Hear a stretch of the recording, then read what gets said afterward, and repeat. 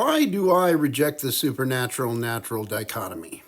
First, what is the supernatural-natural dichotomy? It's a modern way of thinking about causation, or at least this is one way to unpack it. In this dichotomy, natural causation is material causation. Supernatural causation is apparently non-material causation, some kind of spiritual causation. The natural world follows strict, impersonal laws. The supernatural, because not material, is not bound by laws and apparently can do just about anything. And because these two types of causes are different in kind, they are competitive with each other. A cause is either natural or it's supernatural. One or the other must be sufficient to account for any particular cause. If a cause is natural, then it has material causation and not any other kind of causation. If it's supernatural, then presumably it doesn't have a natural explanation.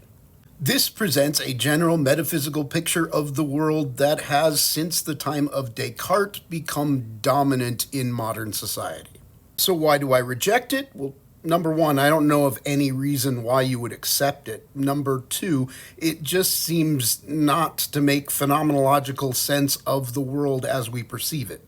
Like most metaphysical pictures of the world, it's not the kind of thing that you could test or prove whether it's true. You can certainly believe in a world of self-enclosed sufficient natural causation, but that's not the kind of thing that you could ever test, falsify, or verify.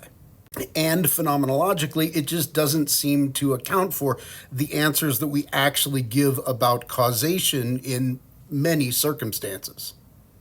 So, for instance, imagine that I'm playing chess and I move a pawn to a particular location on the board, and somebody says, okay, what was the cause of that move? Well, one could give an account of what happened in terms of like the material of my hand and my nerves and like nerve endings and all sorts of chemical interactions in my brain, etc.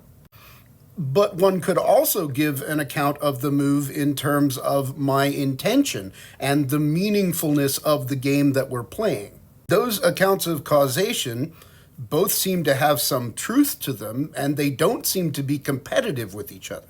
It just seems that maybe there's a causal relationship between intentional reasons and material reasons, or maybe they're identical.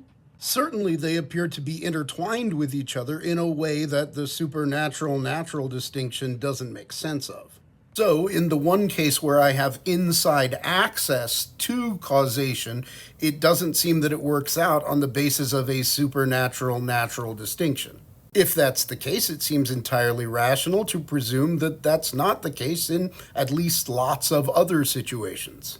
And actually, what this produces is something nearer to a classical, say, Aristotelian metaphysical picture of the relation of causations to each other, that there are higher rational causations and lower material causations. Or if you really want to get into this, look at Aristotle's Four Causes.